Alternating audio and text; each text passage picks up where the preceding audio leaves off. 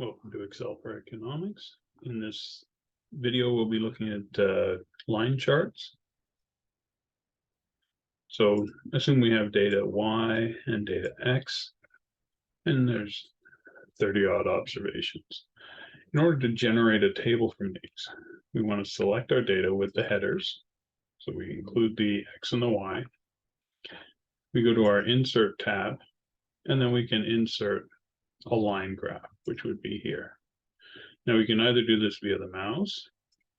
We could also do it via hotkeys, N and 1, and then select the line graph we'd want. Well, we'll just pick the first one. And then we can go about moving this around just by clicking on the white space. If we click on interior things, and that moves things in the inside around, which we may or may not want. If we do make that mistake, we can use Control-Z to go backwards. And what this does is that for each observation, it will give the two values, Y being blue and X being in orange. Now, if we want to do other things, like we wanted to add, let's say we wanted to add other grid lines. So maybe we want the major or minor horizontal or major vertical grid lines. We can include those. We could add trend lines if we wanted to, let's say, the X, and we can see what that looks like.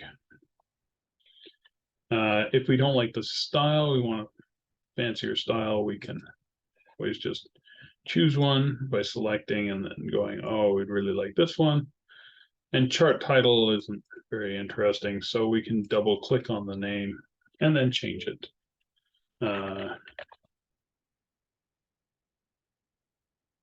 Or chart of X and Y. And note that when you're in one of these, you can then have options as well, where maybe we want to fill this box with something, or maybe we want a certain color in there. We could change the transparency and so on. So if we want a light gray box, and we can also change the text options. So the type of text we're looking at, the style, shadow, all different stuff. And if we don't want this right panel, we can just close that. And then we've got our beautiful chart.